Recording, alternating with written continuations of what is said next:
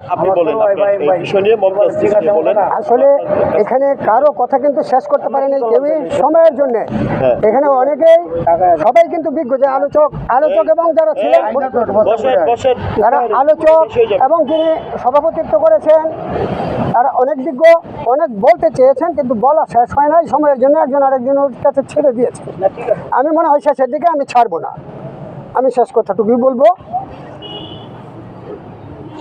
আমরা যে অবস্থায় এখন বর্তমান বাংলাদেশ আছি, আপনি কিছু বলেই ফেলেছেন।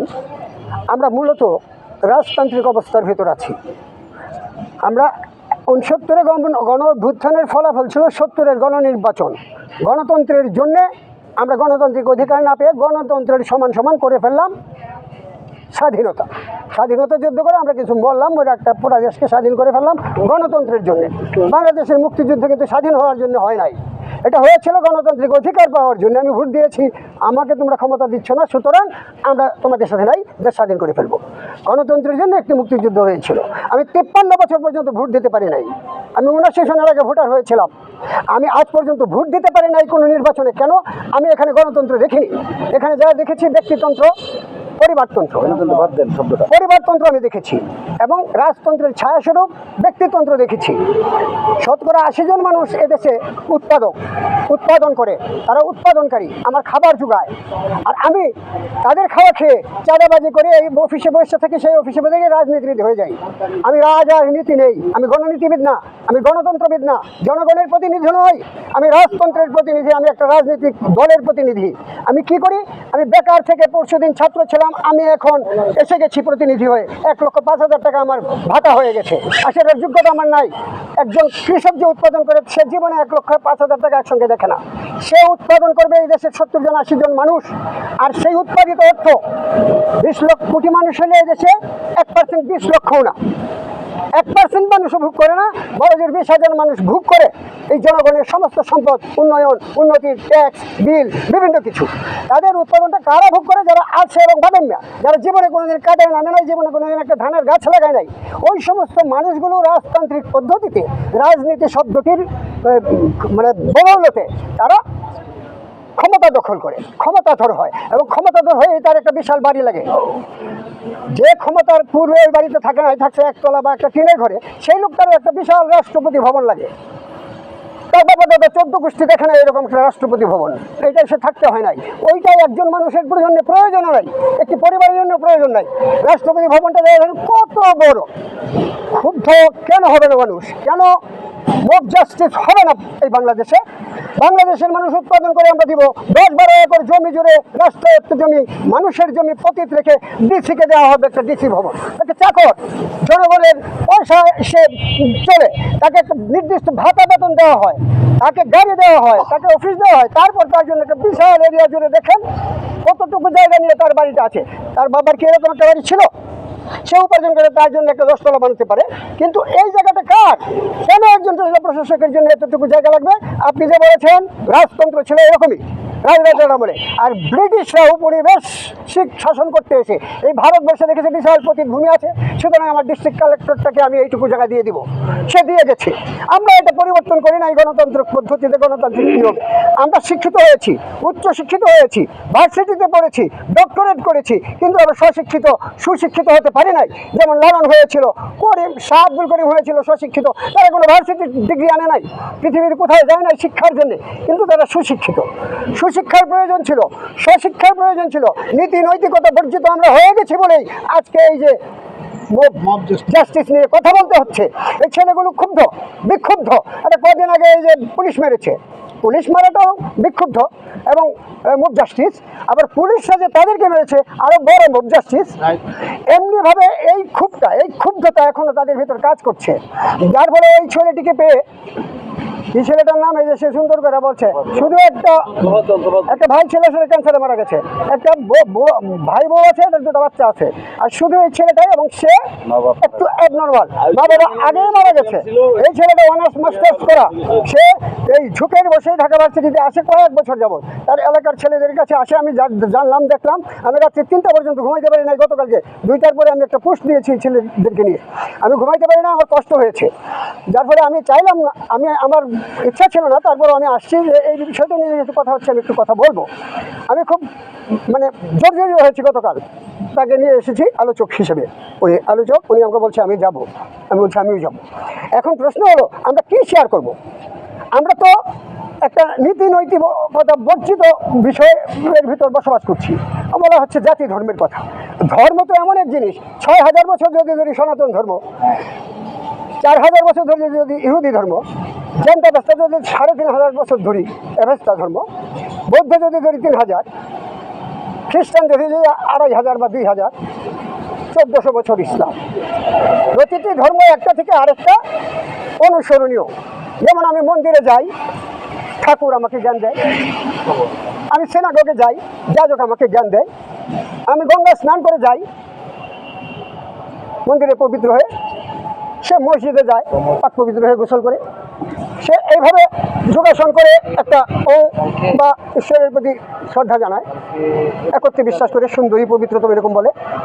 আমি মুসলমান, আমি এইভাবে একটা হাতটা ফাঁক করে মোনাজাত করে একটা যোগাসন করি, করে আমি বলি হ মিথ্যাই সকল গুণের মা, আমি ওম আর সে আল্লাহ। এভাবেই তো কৃষ্ণ। সে জপমালা জপে, আমি তসবি জপি। সে একাদশী ব্রত পালন করে, আমি রোজা রাখি। আমাদের হিন্দুতে, ইহুদিতে, বৌদ্ধতে, খ্রিস্টানদের ধর্মের তো কোনো তফাৎ নাই। একজন হিন্দু, বৌদ্ধ, ইহুদি, খ্রিস্টানের শিশুটির জন্ম নেওয়া কান্না, কান্নার ভাষা তো তার প্রাকৃতিক।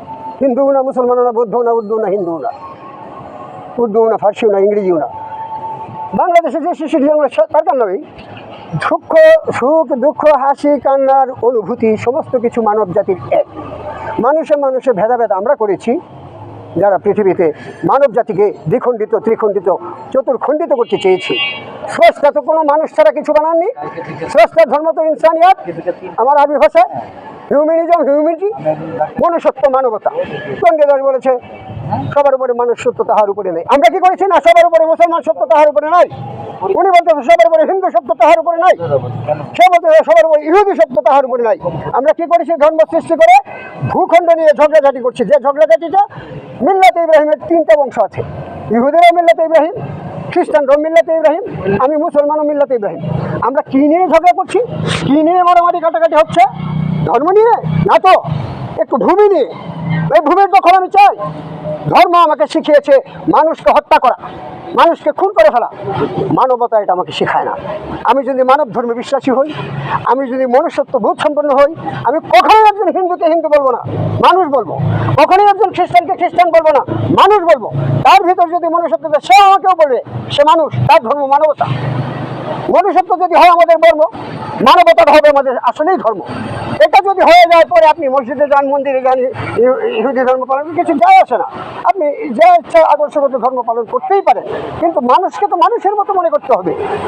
এখন হয়েছে ছাত্রলীগ, যুবলীগ, শিবির, ছাত্রদল, হ্যাঁ। আরে বাবা, সবাই তোমার সন্তান, সবাই তো একটা আদর্শ নিয়ে রাজনীতি করে। তোমার যদি গণতন্ত্রের দেশই মনে করো, তাহলে যত মত তত পথ্য হবে। সে ছাত্রলীগ করেছিল 20 বছর আগে, এটা ছাত্রলীগ করতো, ধর। এটা যুবদল করে, ধর। এটা ছাত্র হিসেবে করে, ধর। মায়ের সন্তান না, তুমি গণতন্ত্র কামী না, তাহলে তুমি তার গণতান্ত্রিক অধিকার হরণ করার অধিকার কোথায় পেলে? কোন মানবতা, কোন ইনসানিয়াত, কোন নীতি ও নৈতিকতা তোমাকে এই শিক্ষা দিল? এক। দুই, এই যে রাষ্ট্রের যে বৈষম্যের কথা বলতেছে, যারা পরের টাকা, পরের উপার্জিত টাকাকে নিজের মনে করে ফেলে, ইউনূস সাহেব বলেন, শেখ হাসিনা বলেন, খালেদা জিয়া বলেন, ক্ষমতায় গেছে, তাদের ভাতা আছে একটা সুনির্দিষ্ট ১,১৫,০০০, বিশাল গাড়ি, বিশাল বাড়ি, বিশাল ভাতা, প্রতিদিনের হাত খরচ, প্রতিদিন চাকর বাকর, চাপরাশি, দপ্তরি। তার বাবার কামাই করে দেওয়া লোক না, তার বাপের প্রপার্টির লোক না। সে নিজেও উপার্জন করে তাদের খরচ দিচ্ছে না। কারা দিচ্ছে? যারা প্রতিদিন রক্ত জল করে ঘাম ঝরিয়ে উপার্জন করছে, সেই গ্রাম বাংলার 70-80 জন শতকরা মানুষ, তারা দিচ্ছে। তাদের পয়সা এই যে চুঙ্গা পড়ছে, এই যে চুঙ্গা পড়ছে, আমরা চুঙ্গার ভিতর ঢুকে ভুলে গেছি তার কথা। আমার সেই চিন্তা নাই, আমার কৃতজ্ঞতা বোধই নাই, আমি অকৃতজ্ঞ হয়ে গেছি। আমার কাছে ইনসানিয়ত নাই, ইনসাফ নাই। আমি ভাবছি যে আমি এই যে 5 লক্ষ, 10 লক্ষ, 20 লক্ষ, 50 লক্ষ টাকা আমার একার জন্য খরচ করছি, ঢাকা শহরে বসে, রাজধানীতে রাজার মহলে একটা ঘরে বসে, টাকাটা কোথেকে এসছে? কে দিয়েছে? আমরা তাকে কি দিয়েছি? সে তো না খেয়ে থাকে। আল্লাহর রজিতে পান্তা মরিচ খাদ্যজাত, তার জন্য এই দেশ জুড়ে বিদেশি পণ্যের সমাহার আমরা ভোগ করছি, বা যারা ক্ষমতায় যাচ্ছি। এখানে গণতন্ত্র কিভাবে আশা করেন আপনি? রাজতন্ত্রের ছায়া পরিবারতন্ত্র অথবা ব্যক্তিতন্ত্র। ব্যক্তির প্রভাব হচ্ছে রাজনৈতিক দল। বঙ্গবন্ধুর প্রভাবে চলেছে আওয়ামী লীগ এখন পর্যন্ত। শেখ হাসিনা মারা গেলে জয় বাবু মুক্তমুখ আসতে চাইবে। ঠিক জিয়াউর রহমান সাহেব মারা গেছে, তার স্ত্রী পরিবারতন্ত্র। রাজা মারা গেলে তার স্ত্রী আসে। ঠিক এরকম ভাবে তার ছেলে আসছে, ছেলে ব্রিটেন থেকে বক্তব্য রাখছে। প্রভুত্ব ব্যক্তিতন্ত্র কত বড়! আর সেই ব্যক্তিটা যদি আসে যে বুড়া বুড়া মির্জা ফখরুল টখরুল আছে, এরা জি হুজুর বলে প্রণাম করবে, এরকম একটা ভাব এক একজনের, তাহলে এটা ব্যক্তিতন্ত্র। রাজতন্ত্রের দেশে গণতন্ত্র আসবে কোথেকে? জেনারেশন হয়ে গেছে তার স্ত্রী দলীয় প্রধান, কোথায় গণতন্ত্র? তার ভাই জিএম কাদের দলীয় প্রধান, কোথায় গণতন্ত্র? বিক্ষুব্ধ কেন মানুষ হবে না? কেন মুভ জাস্টিস হবে না? এটা তো প্রতিক্রিয়া, এটা অন্যায় করেছে। কিন্তু এর আগে কি হয়েছে? পুলিশকে মারা হয়েছে, পুলিশরা জনগণকে মেরেছে। কারা করিয়েছে? যারা দায়িত্বে ছিল, দুর্নীতিবাজেরা। যেখানে দুর্নীতি থাকে সেখানে ন্যায় নীতির প্রশ্নই ওঠে না, বিচার আসবে থেকে। তাহলে জাস্টিসরা কি করেছে? লয়াররা কি করে? লয়ার যারা, লয়ারকে আমি লয়ার বলি, উকিলরা যে উকালতি করে, এত লয়ার মানুষ ঘুরায়, মানুষ এরকম মিথ্যাকে সত্য, সত্যকে মিথ্যা বলা। এই যে একটু আগে বলেছে, এটা প্রয়োজন নেই দেশে। মানুষ নিজেই নিজের বিচার করতে চায় এবং জনগণ ক্ষুব্ধ হতে হতে 53 বছরে এখন মুভ জাস্টিস শুরু হয়ে গেছে। এবং আমি দেখছি, আমি এই যে শিক্ষার্থী আন্দোলনে গুটি কয় 20 কোটি মানুষের দেশে 20 লাখ আসে নাই, তার মানে 1% না। আমি আগামী দিনে দেখছি দাও কাঁচি খুন্তি হাতে নিয়ে জনতা আসবে, গণ অভ্যুত্থান হবে, গণ আন্দোলন হবে, বঙ্গভবনের ইট খুলে নিয়ে আসবে। গণভবনের গেছে তো এখানে সেটা আনছে, ইট খুলে সমান করে ফেলবে। রাষ্ট্রপতিকে পূর্ণ মর্যাদা, আর নবর্যাদা হলে গণতন্ত্রের দেশে কি সে তো থাকবে একটা কুটুরিতে, একটা কোথায় থাকবে 10 একর জমিতে। কেন ডিসি বা অমুক তমুক এই 8 একর 5 একর জমির ভিতরে প্রাচীর দিয়া অব্যবহৃত জমিগুলোকে জনগণের সম্পত্তিকে ভোগ করার শেখে উপার্জন করে জনগণ, উপার্জন করি আমরা, ট্যাক্স দিই আমরা, বিল দিই আমরা। আমার রক্ত ঘাম করে বিল টাকা সবকিছু নিয়ে সমাধান একটাই, ওই মুভ জাস্টিস আরো বড় হতে হবে। মুভ জাস্টিস আরো হতে হবে যেদিন জনগণ আসলেই বুঝতে পারবে আমরা নিপীড়িত, নির্যাতিত, চিরকাল আমরা দলিত মথিত হয়েছি। আমাদেরকে দেখিয়ে তারা গণতন্ত্রের কথা বলে প্রভুতন্ত্র কায়েম করেছে, দুর্নীতি করেছে এবং এখনো তাই করবে।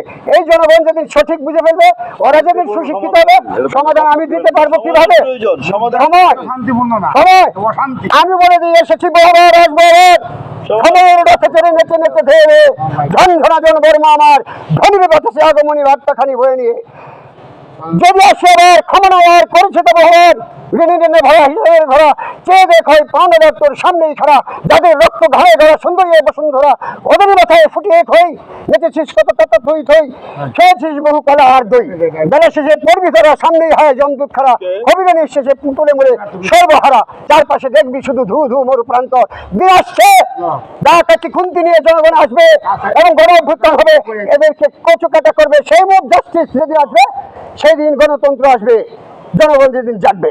এর আগে না, ধন্যবাদ। আর সবাই এইভাবেই চলবে, একজন আরেকজনকে অনুসরণই করবে, আর সব ব্রিটিশ নিয়মেই চলছে। শফিক ভাই, ধন্যবাদ। আমি উত্তেজিত হয়েছি, আমার কষ্ট পেয়েছি আমি এই ছেলেগুলোর উপর, যে এই যে একে মারলো, কি ছেলেটার নাম প্রভাজ্জলকে যে মারলো, এটা মুভ জাস্টিস, মুভ জাস্টিস একেবারে নিম্ন পর্যায়ে। এটা হলো শেষ পর্যায়টা, মানে আইন বহির্ভূত হয়ে গেছে, আইন বাহিরে চলে গেছে, আইন নাই দেশে। সুতরাং তারা যাচ্ছে তাই করে ফেলবে এবং সেই যাচ্ছে তাই খোরাক হলো, সে যাচ্ছে তাই খোরাক শেষ। আমরা বুঝিনি যে সে আমার মতো মায়েরই সন্তান। আমাদের সেই শিক্ষাটা, সেই মনুষ্যত্বটা বর্জন হয়ে গেছে, পশুত্বও না, আমরা অমানুষ হয়ে গেছি।